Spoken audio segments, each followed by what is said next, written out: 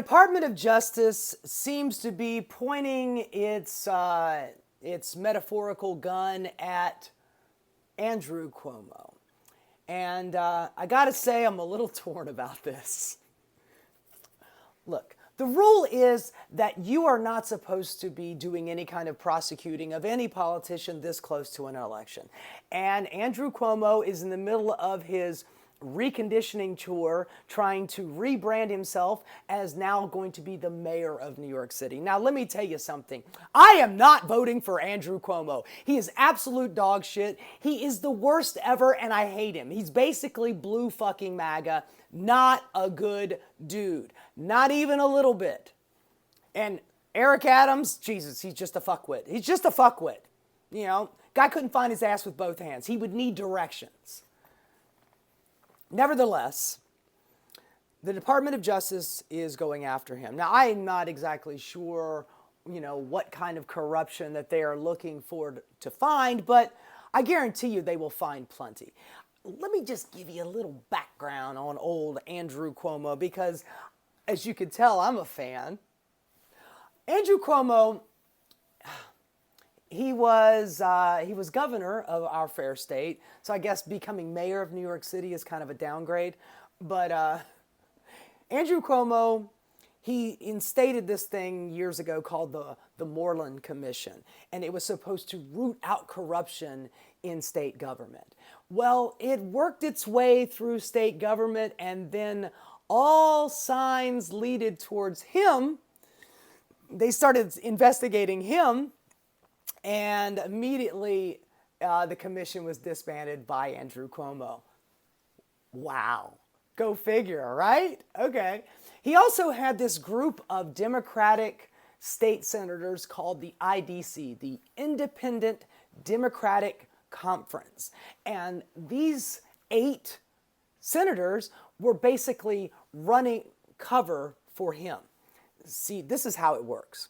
Andrew Cuomo says that I want to do this wonderful thing for our state, whether it's, increasing access to health care or, building more public education facilities or public roads or something. But then somehow he could not get it through the State House because of these 8 Democrats that always seem to vote on the Republican side. I mean, it was like a mystery. We are a blue state. We're blue as blue can get. We're a fucking blueberry up here in the Northeast, old New York City and New York State. So how come we can't get nice things? I mean, you would figure we would, we're woke as fuck, man. The woke is everywhere up here in blue New York. So why don't we get any kind of cool woke stuff that we as New Yorkers want so goddamn bad? Well, it's because of stuff like this. It was investigated, and by the way, goddamn, I'm drawing a blank. Cynthia Nixon, who was on Sex and the City, she ran for governor, and she didn't think that she was going to win, but she did run because she wanted to point out how corrupt Andrew Cuomo was with this IDC. Even this woman also, her name is Zephyr Teachout, I actually like her. She was also running for governor as well, and she was running on this whole IDC corruption. And Andrew Cuomo just kept denying it left and right, but it kind of comes out, and all of those people, I believe it was 7 of the 8 IDC members in that very election, lost their seat because of how bad it was. Andrew Cuomo would propose some wonderful woke-ass blue state shit, and then the IDC would just not let it happen. Then Andrew Cuomo would get on TV and go, golly gee, I really wanted to give you that thing that you wanted so bad, but man, I just can't seem to get it through the State House. Maybe in the next election, we'll be able to figure that one out. So Andrew Cuomo had that one. Oh, here's another one for you. During COVID, at the beginning of COVID, Andrew Cuomo made sure to put a whole bunch of old people infected with COVID back into an old folks home, which resulted in about anywhere between 13 to 15,000 dead people. Dead old people from COVID because Andrew Cuomo directed the sick to just go back to the old folks home. Remember when he was out there every day, giving the blue state report on COVID because nobody wanted to listen to Donald Trump ramble on all the time when he was doing his little press conferences? They wanted somebody blue. They wanted somebody with a good head on their shoulders to come in there and tell you what's really going on. And he was the left's real Donald Trump. He was the real leader of America. Meanwhile, he killed about 15,000 old people. So, yeah. Oh, not to mention the fact that in his tenure leading up to COVID, he closed down dozens of hospitals and turned them into high-priced condominiums because he was getting kickbacks from the real estate agents that were doing the deals. Yeah, that too. So we have less hospitals and more sick people because of Andrew Cuomo. Oh, also, we have one thing in this town that a lot of other people across the country would probably enjoy. It's called universal pre-K.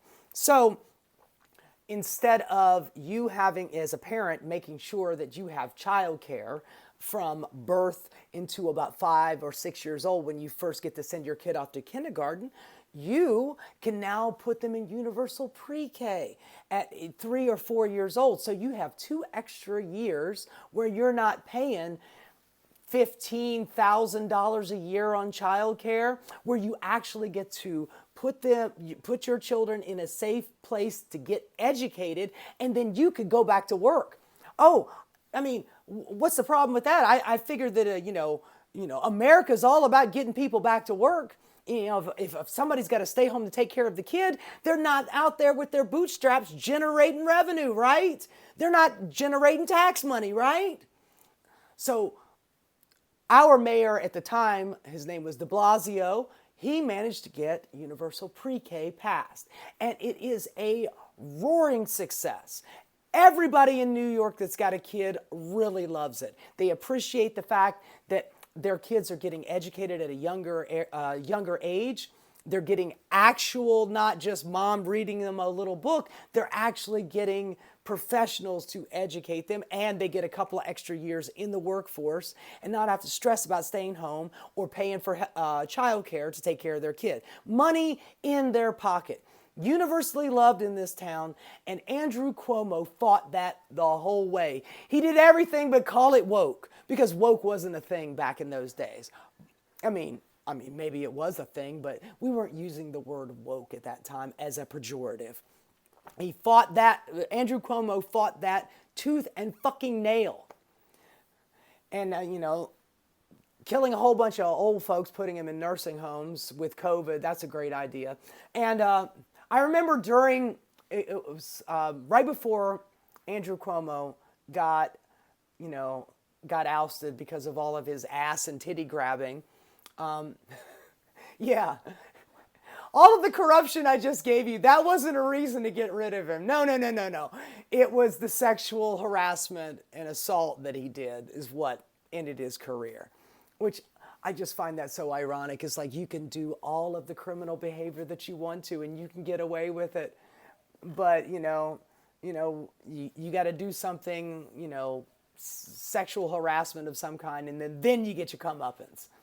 So I guess somebody who doesn't grab asses but is corrupt as the day is long, they can just get away with it. But whatever. I digress here. But right before that, as governor, he gives this speech where he goes, "As a New Yorker, I am black. I am gay. I am a woman. I am a black woman trying to get health care. I am all of these things that I'm reading off of this page. I am everyone and everybody. Look how woke I am."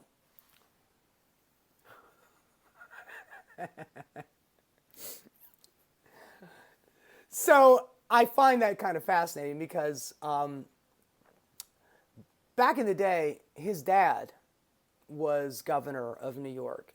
And he, at the time, was running against Ed Koch. And Ed Koch never came out as gay. But, it was kind of rumored that he was gay. He was, an older man who was a bachelor, and he had kind of a flamboyant way about him. I don't care if he was gay or not. All I care about is if you got good policy. But Andrew Cuomo, helped his dad out in the race by coming up with the slogan, "Vote for Cuomo, not the homo." And then he gives that speech where he goes, "I am black. I am gay. I am a woman." I just find that absolutely ironic. Anyway, just to cap it all off. So the other day, he is giving an interview to freedom of speech fighter Barry Weiss. Barry Weiss, bad lady, horrible lady, terrible lady. She made her bones by helping to oust college professors who said that, Israel wasn't, a really nice place, and that the Likud party is really bad. And Barry Weiss, who at the time worked for the New York Times, was trying desperately hard to get fired from the New York Times, but they wouldn't fire her, so she just quit. And now she's trying to build a school in Texas, a freedom of speech school or some bullshit,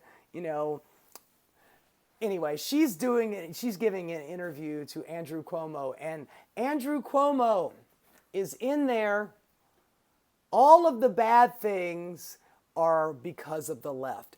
We are watching Donald Trump strip away right after right, black bagging people on the street, stripping away health care, warmongering with everybody and doing a tariff war on the entire planet.